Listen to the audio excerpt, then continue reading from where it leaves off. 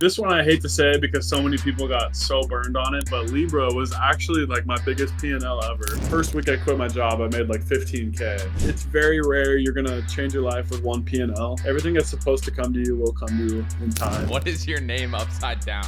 All right, so what is good, everyone? Welcome back to episode 5. Today we have top Solana streamer Spoono Sounds here to give an insight on his trading strategy and what drove him to the top of trading Memecoins. A lot of this was really cool to hear for the first time, and I think you guys can learn a lot from this one. And don't forget to check out Spoono, and also don't forget to check out myself. Drop a follow if you haven't already, and let me know who you guys want to see in the next one.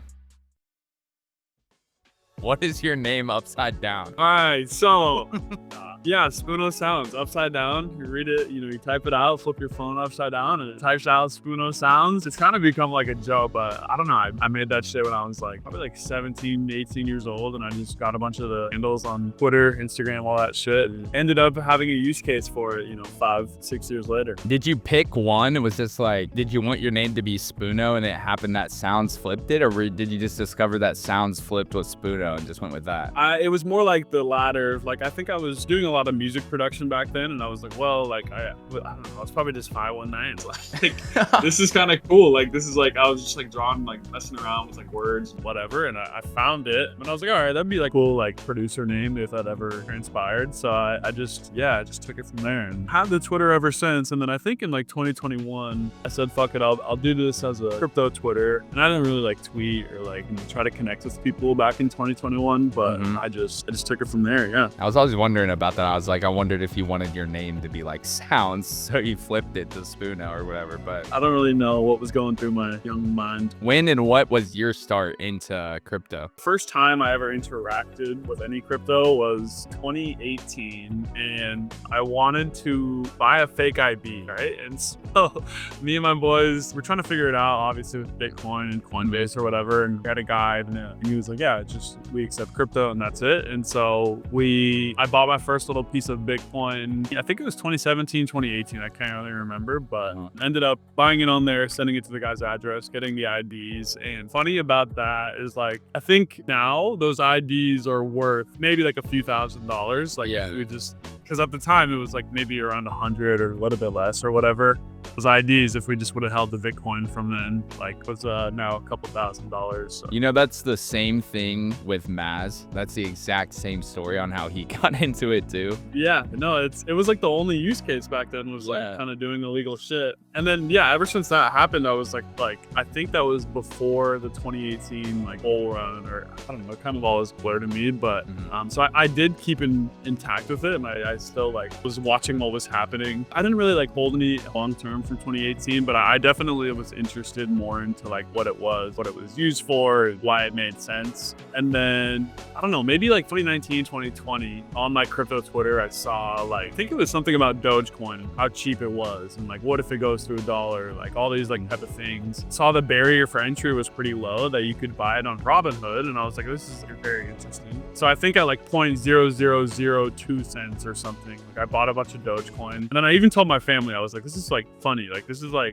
feel this is something that for no reason at all could go up in value just because of what it is. It's funny currency. Long story short, on the Dogecoin, I ended up selling for maybe a few hundred, maybe $1,000 profit. And my mom and my dad, they ended up holding it really, really long. I think I made my aunt $80,000. All off of a few $100 investment. Me, the person who found it, I didn't really make shit off of it. And I just think that's kind of funny. So again, I was that was something that I was wow, okay, shit can really go parabolic when you're least expecting it. And I was that's sounds like a legal get rich quick scheme. Yo, I was all right, well, fuck it. Let me dive in a little bit more. I did some NFT stuff. I didn't really find much success in NFTs because again, I wasn't really connecting with people or in the right groups or whatever. I was just kind of solo doing that. More recently, I think in late 2023, well, I guess before that, I was link pilled. So I was buying a bunch bunch of Chainlink in the bear market in like 2022 and whatnot. And then yeah, late 2023, I think I had seen someone's P&L for a meme coin, like a Solana meme coin. Mm-hmm. I was like, bro, how did he churn $200 into like 40 grand or whatever? That blows my mind. So I stopped buying Chainlink. I was like, I used to put like a little bit of every paycheck into Chainlink. And then yeah, it was like, I was like, fuck it. Like I'm gonna put 2 Solana over to Phantom Wallet, trade basically just on Radium Swap, Jupiter Swap off these Dex Screener coins. Mm-hmm. I found early success in it. I think in the first week, I turned probably like 200 into 600. And then, you know,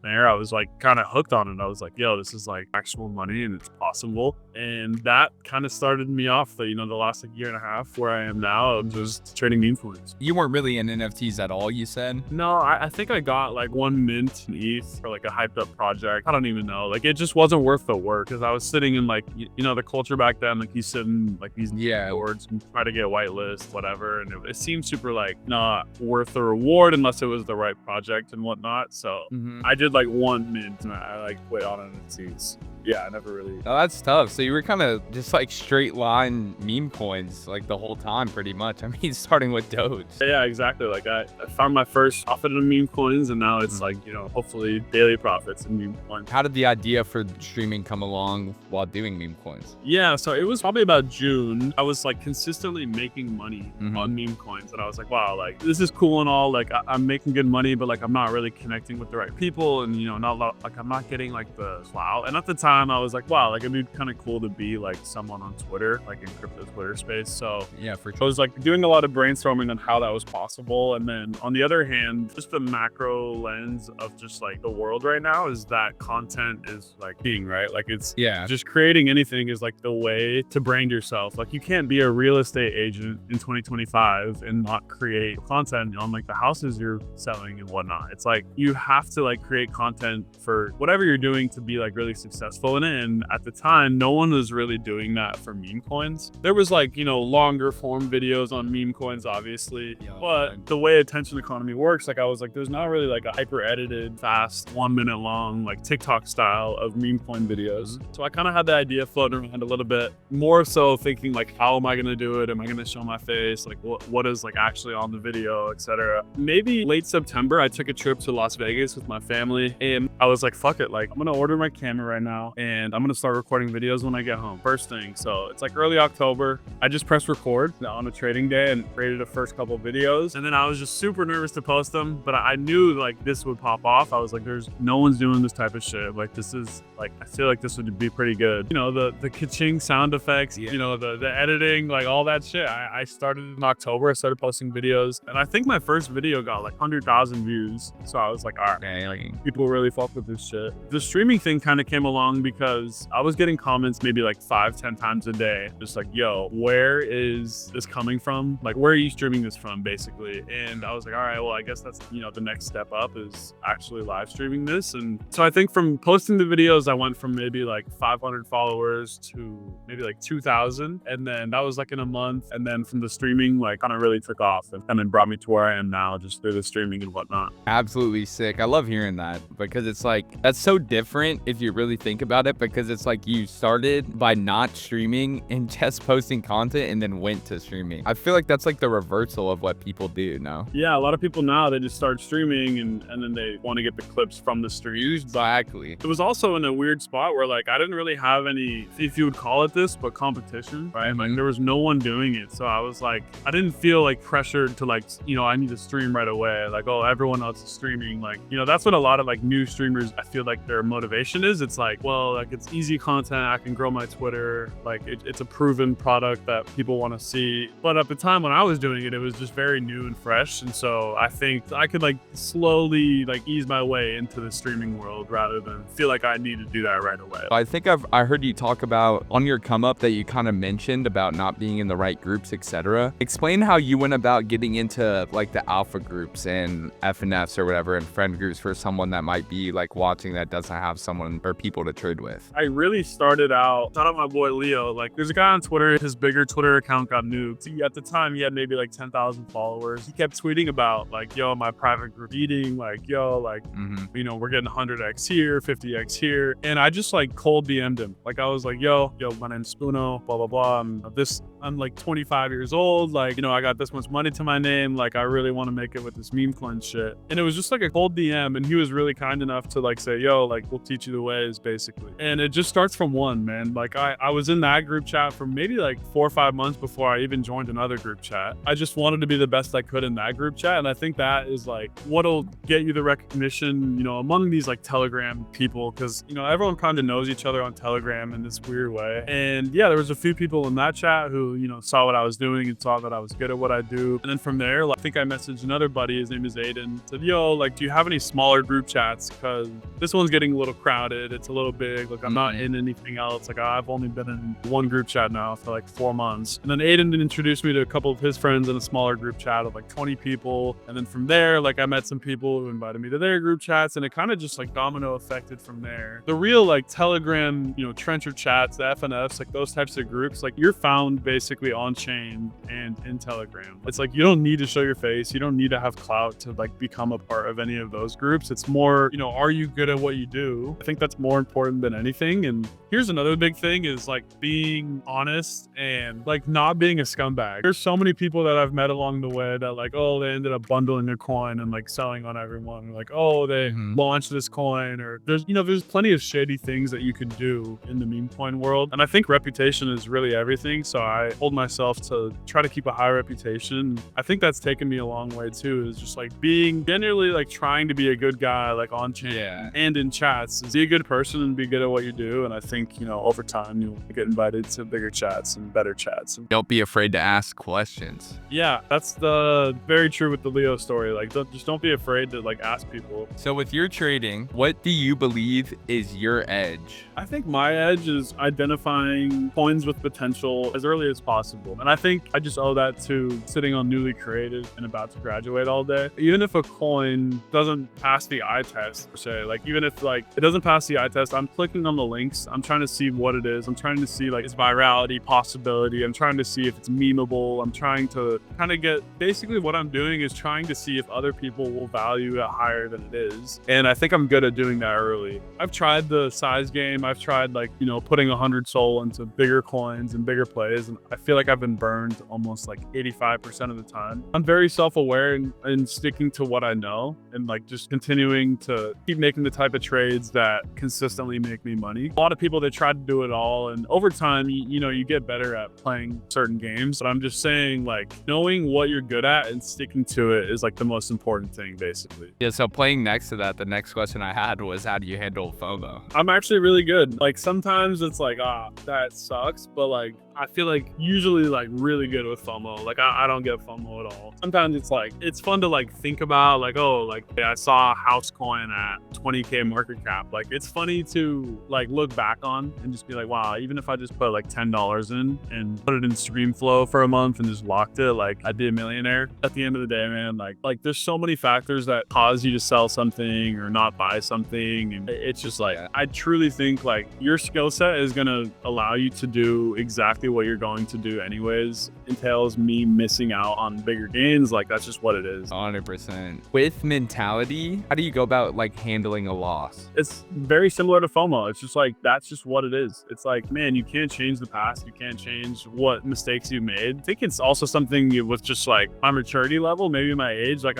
you know, I'm a little bit older than most of these guys trenching, and I'm just very good at moving on from what has already happened. If it's a loss, if it's a big loss, that was obviously a risk I was willing to take. I'm very big on don't risk more than you're willing to lose, which, you know, it sounds like really easy in practice, but it's not. Like people want the bigger P&Ls, people want to size in, but I think I'm at a comfortable spot where, you know, if I burn 50 SOL on something, like my day goes on. Like I'm gonna sleep just fine. It's tough for sure, like when that does happen, but you just gotta like next trade up mentality. You can't dwell. And I mean, maybe sometimes it's good to walk away and like take a break if you do have a huge loss. I think on my sizing plays into like, I'm never like gonna, put 200 soul into something, right? Like those are the types of losses that would keep me up at night. So I just don't do it. Yeah, I like talking about that because I think it's like all the videos you see on meme coin trading or anyone talking about it, like the mental part, it like might be brought up, but it's like such a big factor because you could be like a cut, crystal clear, like good trader, but if you can't handle it, then you can't handle it mentally, then you're just gonna cook yourself over time. So I know your trading style, and I'm sure people watching do as well, being in coin super early. You don't have to say the dollar amount. What was your biggest catch or runner that you've got, like your biggest P&L? I don't know. This might come off surprising to some people with how much like people know, like, my wallets and how much money like I've made. It's relatively low. This one I hate to say because so many people got so burned on it, but Libra was actually like my biggest P&L ever.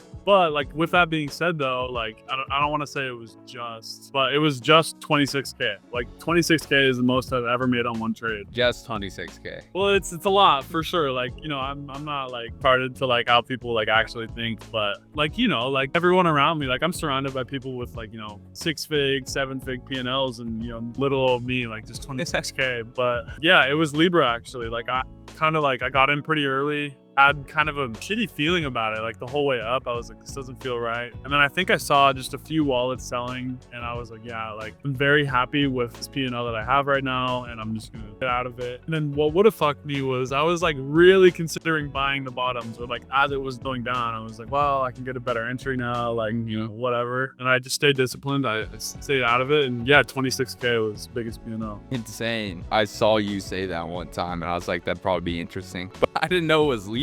It felt so shitty too because like everyone I'm surrounded with is just like talking about like, oh, I just lost 100K, I just lost 200K. Bro, it was so brutal and I couldn't celebrate. I couldn't like post a P&L or like be happy with any of my brothers in my chats. Like I was just like kind of had to be silent about that one. Oh yeah, I made 2 Libra and all my friends were so depressed, and I was like, well, I didn't lose. What about your friends and family? Do they know like what you do? Or because I know you talked about, well, I guess that is a little different because you said you put your parents on a Doge and your brother kind of pushed you into dreaming, but you have to like explain what you did or what you do. The people who are like sort of like I see consistent basis in like my real life, like yeah, like I'm very open with them. They know like probably more than they should about what I do and numbers and shit like that, but like they're very trusted people. And I know that shit can go down the drain. Well, I only tell people who I've known for a really long time. People who I believe like don't really give a fuck about the money. Like they actually like me for me. And I don't know if that's weird, but you know what I'm saying? Like it's all very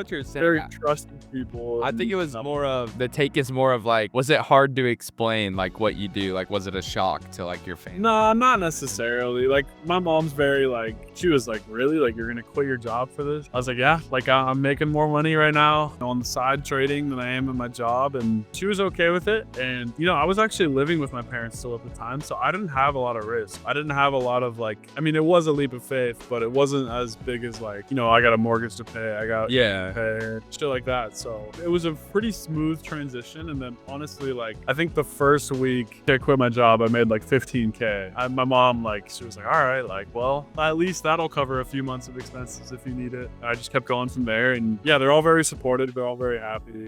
They do know what I do every day. How did you know like you wanted to go full time into it? Were you working like a pretty good job or just like a job to get by? Like how was that? Yeah, without saying like too much, I was a recruiter. So basically I was just like on the phone all day, like trying to connect employers and companies. And I was just on the phone like all day long talking to people. And then I knew I wanted to quit when I was making more money trading than working my job. And as I was doing it, I would basically like, I would work 8 hours a day, but like probably half that time was spent on my other laptop, like trading meme coins and being in that Leo's chat, basically just a few $100s here and there. I just like got to a point where I knew I wanted to quit, but I wanted to like not leave, like in case I needed like unemployment or needed to claim any of that shit. If you want. Yeah. So I basically what's called quiet quit, meaning like I stopped making as many phone calls. I stopped like basically was doing the bare minimum. It was one of those jobs that like, I don't want to get into too much detail, but basically like if you don't perform, like you get cut like pretty quickly. And so yeah, like it took about a month of just like half-assing at my job, spending more time trading during the day than actual work. Then yeah, they let me go. I guess at that point I already had made up my mind, but I didn't have a choice. They definitely fired me. Yeah, I just went from there. It was definitely like taking a leap of faith a little bit. in myself and my abilities and whatnot. And it ended up working out, man. I treated like, you know, the next day after I got fired, trading meme coins was like the most focused I've been, because other than that, like before it was just on weekends where like I could give a full day of trading meme coins, but all the volume is usually during the week. And so it felt good. It was like, it felt like a job that I was like happy going to. Like I woke up and, you know, woke up early and sat on my computer for 12 hours, you know, the next day. And it just like, it finally felt like work that I enjoyed doing and that I felt like I was good at. I know you said you were locked in, but did you kind of feel more pressure necessarily trading now because you knew like that's what you had to do to make money? Or was it more of the enjoyment and let me like see what I can do with this? It was, yeah, there was some pressure for sure. I think at the time though, like I had made enough from trading that still living at my parents. So I was like, I can live off the money that I have for like the next year if this shit doesn't work out. I already had enough money to sustain for a while and find a new job if it didn't work out. I think like for anyone who's ever considering quitting their job is like for something like that or something like this is like, I think the advice really is like make sure like, you know, you have a backup plan just in case. Yeah. I mean, if you're young enough, shit doesn't really matter. But, you know, if you got like some sort of responsibility in your life, yeah, like try to make it as seamless as possible in a way that like if it doesn't work out, like you'll be okay, basically. Yeah, like taking a chance on yourself is good, but it doesn't have to be all or nothing. Exactly. Like there's a way to do it intuitively that makes it feel less pressure. Because some people put too much pressure on themselves. Like, you know, I see tweets like, oh, if I don't make 100 soul by next week, like I'm fucked. And I'm like, brother, like, how do you even get in that situation? Yeah, like, you gotta like, how do you even get in that situation? Yeah. I got you. Funny. After being successful, what was your first like reward for yourself or like purchase you made? So at the time, like, you know, I say risk off, but I had some like, you know, credit card debt and I have a car that I had debt on and whatnot. So I paid off all that shit. Totally made myself debt free, paid off, you know, the little college tuition that I had left. I bought a watch. I just bought like a simple, like, you know, a Submariner. Okay. Like, that's kind of been it. Like I have a couple things here and there and like some bracelets and rings, whatever. Again, like I'm very like, just how I operate is like the least stress and least risk as possible. Maybe that's like stopping me from pushing myself in like certain places, but I'm not going to go buy $100,000 car. You know, I'm very like, if I buy a house, it's going to be like a very small house that I can just like basically pay in cash. But I haven't done any of those things yet. And I just live debt free and have a Rolex, and that's basically it. Dude, that's life, bro. That's peak. Debt free with the Rolex, bro. You can't ask for more. I did also get an apartment. I moved out of my parents, so yeah. Yeah. So other than the apartment, you know, personal, just a Rolex. Is there a specific soundtrack or vibe that fuels your trading? CZ by McGee. Man, this shit is like, it's one of those songs that it's like upbeat enough that like you feel like you're on the move, you feel like you're on a mission, but it's like chill enough that like no pressure vibes. I think this is definitely the cut for me. CZ. CZ by McGee. I'm playing it right now. Shit. Oh, okay. Oh. Vibes? Yeah, that's some vibes, bro. I can see myself going demonic with this. All right, any last words of advice to anyone watching you think that you want to put out there? Man, just stay the course. You know, usually like when you're starting, or I guess, you know, whatever part of the journey you're on, like take it day by day, stay the course. You know, it's very rare you're gonna change your life with one P&L. Stack up small wins, risk less, or I guess risk what you're willing to lose. And yeah, just stay the course, man. Everything that's supposed to come to you will come to you in time. And trading and, you know, losing money and gaining money, you know, it can bring you to a lot of dark places mentally. And it's a tough game we play, and I think doing it the right way. There's a right way to do it where you can feel comfortable in what you do every day. So stay the course. Risk management, that's it, man. Yeah, just risk management. All right.